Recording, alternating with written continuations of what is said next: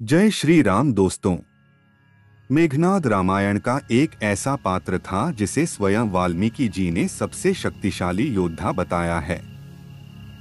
वह लंकापति रावण का पुत्र व लंका का प्रमुख राजकुमार था। श्री राम रावण युद्ध में राक्षस सेना की ओर से केवल वही एक ऐसा योद्धा था जो 2 बार विजयी होकर लौटा था, अन्यथा हर कोई युद्धभूमि में मारा जाता था। मेघनाद का जन्म ही एक चमत्कार के साथ हुआ था तथा वध भी बहुत यत्नों के बाद हो पाया था। आज हम आपको उसी मेघनाद से जुड़े ऐसी बातें बताएंगे जो आपसे किसी ने नहीं कहा होगा और ना ही आपने कहीं सुना होगा। तो चलिए शुरू करते हैं दोस्तों आज का यह वीडियो। लेकिन उससे पहले आप जल्दी से हमारे इस चैनल को सब्सक्राइब करके बेल आइकॉन को दबा दीजिए, जिससे हमारे सारे वीडियो आपको जल्द से जल्द मिलेगी। तो चलिए शुरू करते हैं। नंबर 1, मेघनाद के जन्म से। जब मेघनाद गर्भ में था और मंदोदरी प्रसव करनी ही वाली थी। आप जानते ही हैं कि रावण कितना विद्वान था और ज्योतिष शास्त्र का भी महान ज्ञाता था। मेघनाद के जन्म के समय उसने सभी ग्रहों को उसके 11वें घर में रहने का आदेश दिया था ताकि उसका जन्म शुभ नक्षत्र में हो। परंतु आखिरी समय में शनिदेव ने अपनी चाल बदल दी और वो 11वें से 12वें घर में गए, जो कि बाद में मेघनाद की मृत्यु का कारण बना। इसी के कारण शनि देव से क्रुद्ध होकर रावण ने उन्हें बहुत मारा था। नंबर 2, मेघनाद नाम का रहस्य।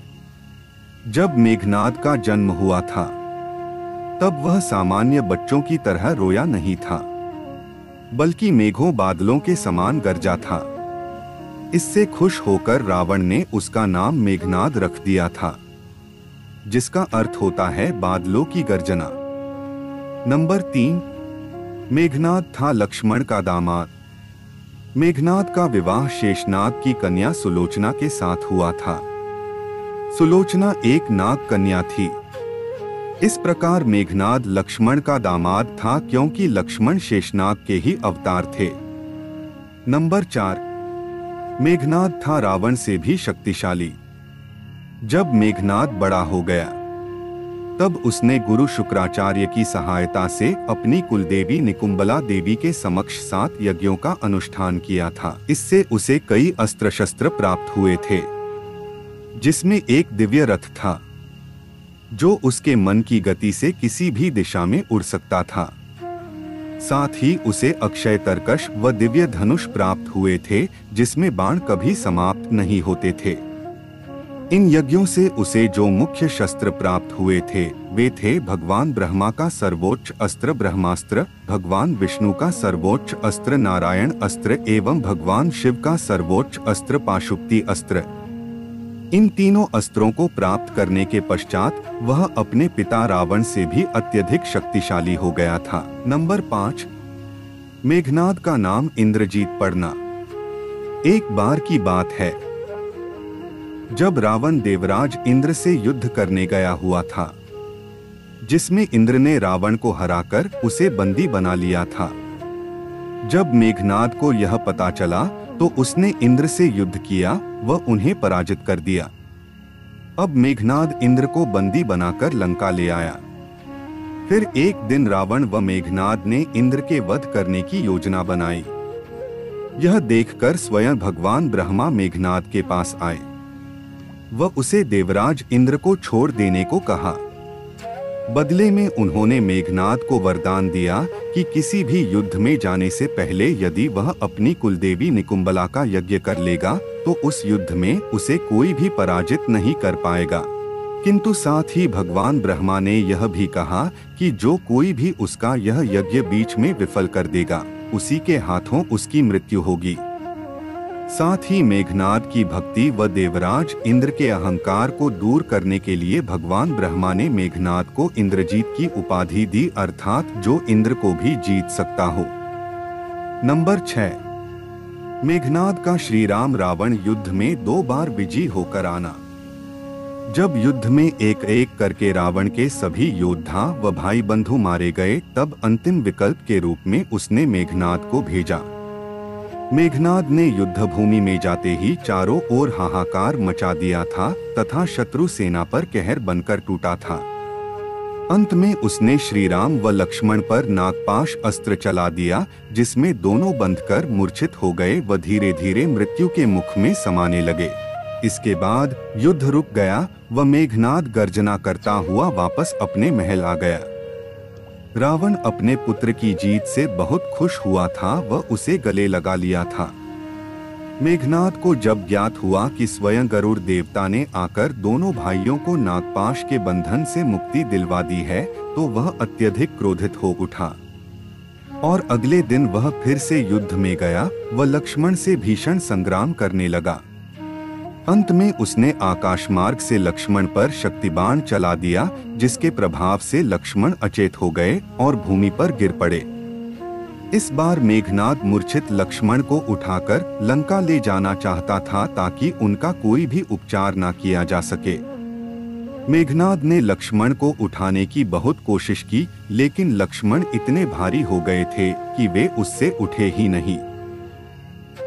इतने में वीर हनुमान आकर लक्ष्मण को अपने साथ लेकर चले गए।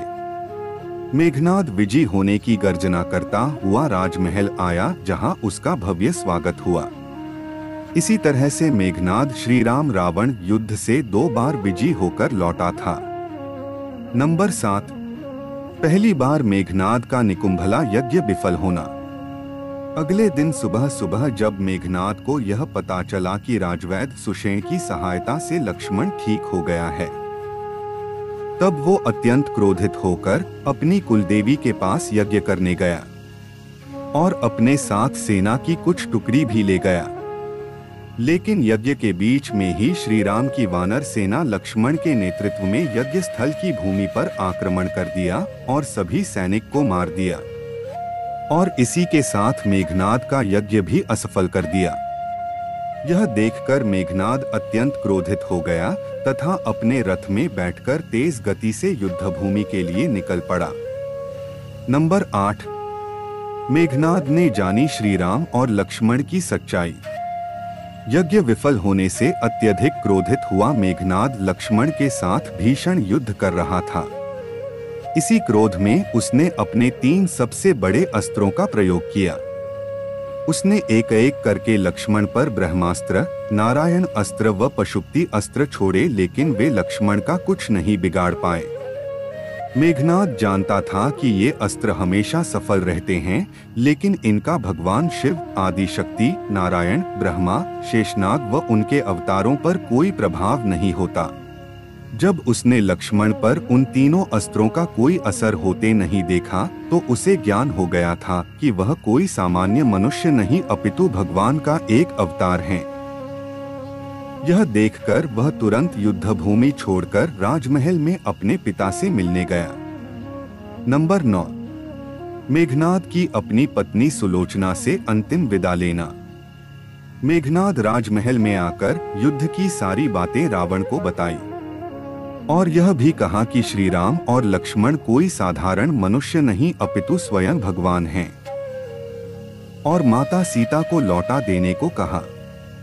लेकिन रावण ने मेघनाद को कटु वचन से संबोधित किया।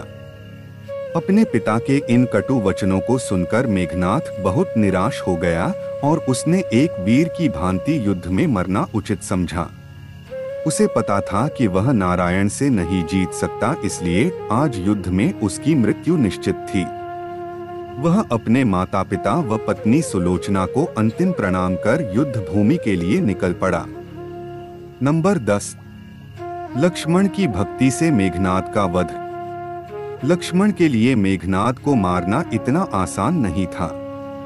मेघनाद वापस आकर अपनी मायावी शक्तियों से फिर भीषण युद्ध करने लगा। जब लक्ष्मण उसे मारने में लगातार असफल रहे, तो उन्होंने क्रोधित होकर अपने तरकश में से एक बाण निकाला व धनुष पर चढ़ाकर उसे यह प्रतिज्ञा दी कि यदि श्री राम सच में एक धर्मात्मा हैं, यदि मैं सच में श्री राम का एक अनन्य भक्त हूँ, तो यह तीर मेघनाद का मस्तक काटकर ही वापस आएगा। इसके बाद उस तीर से मेघनाद का मस्तक कटकर अलग हो गया, वह प्रभु श्री राम के चरणों में जाकर गिर गया। नंबर 11, मेघनाद की मृत्यु पर एक दिन का युद्ध विराम। मेघनाद की मृत्यु के पश्चात लंका में चीत्कार मच गया, वह रावण विलाप करने लगा था।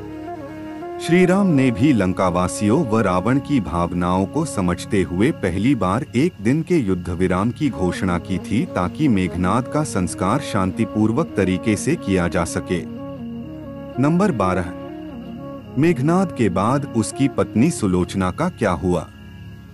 जब लक्ष्मण के बाणों से मेघनाद की मृत्यु हुई, उसके बाद मेघनाद के शव को श्री राम ने लंका को भेज दिया। मेघनाद की पत्नी सुलोचना अपने पति के मस्तक को लेकर अग्नि में कूद गई।